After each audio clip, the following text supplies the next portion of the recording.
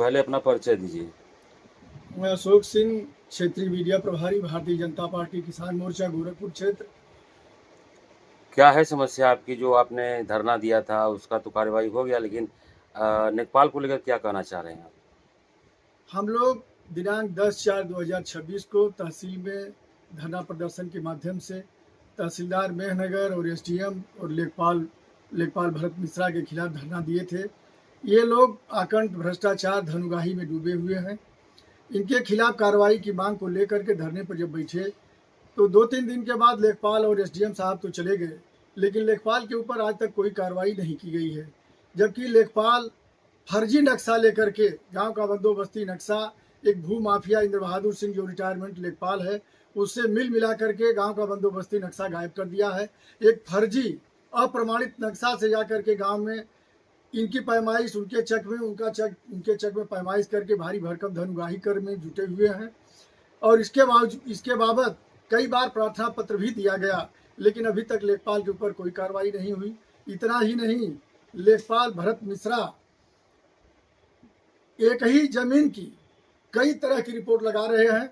584 अराजी number है जो भू माफिया द्वारा कब्जा किया गया है, पोखरी है उसमें बांस लगा दिया गया है 7-8 फुटी और तमाम पेड़ पाट करके पेड़ लगा दिए गए हैं शीशम पीपर महुआ के, लेकिन उसको खाली दिखाया जा रहा है।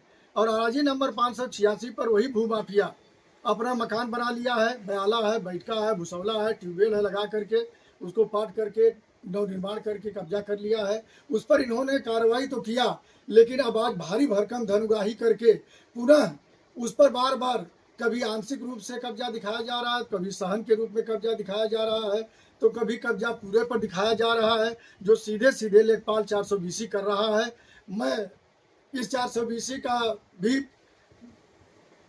प्रार्थना पत्र माननीय जिलाधिकारी महोदय, माननीय मुख्यमंत्री महोदय को भी दिया था, लेकिन अब तक कोई कार्रवाई नहीं की गई है। इतना ही नहीं, सबसे बड़ी बात तो यह है कि अराजी नंबर 582 की इन्होंने पैमाइश करने यह गए थे। उत्तर दक्षिण जब पैमाइश किए तो 3 जरीब का अंतर पाया गया, जो इन्होंने लिख करके दिया है।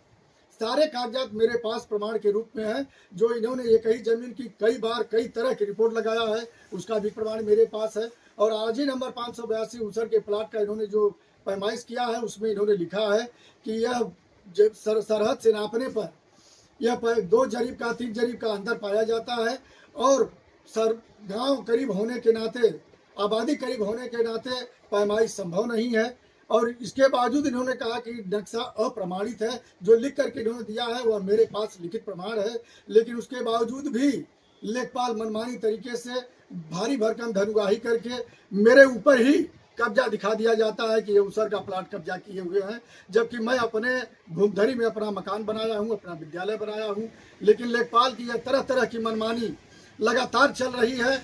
इस समय वह प्रधानी के चुनाव के माहौल में गांव में एक पार्टी बन करके चुनाव प्रचार कर रहे हैं, प्रधानी चुनाव जिताने हराने का काम कर रहे हैं। इसके बावजूद भी हमने प्रार्थना पत्र माननीय योगी आदित्यनाथ जी को और माननीय जिलाधिकारी महोदय, माननीय मंडलायुक्त महोदय को मैंने प्रार्थना पत्र दिया था 10 अप्रैल को धरना प्रदर्शन के बाद।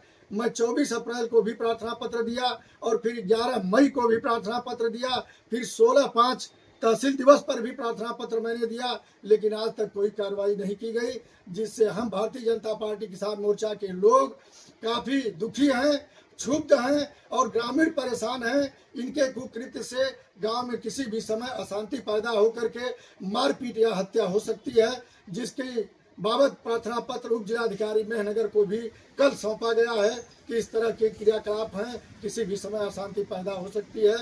मैं बाबा योगी आदित्यनाथ जी को पुनः नम्र निवेदन करते हुए, विनती करते हुए मैं मांग करता हूं कि अपने तेज तर्रार जिलाधिकारी आजमगढ़ महोदय को निर्देशित करें कि ऐसे भ्रष्टाचारी, अत्याचारी, अनाचारी, दुराचारी, व्यभिचारी लेखपाल को तत्काल बर्खास्त करें और जो 420 करके बार बार गलत रिपोर्ट लगा रहे हैं, कई तरह की रिपोर्ट लगा रहे हैं, इनके ऊपर 420 का मुकदमा भी दर्ज कराएं।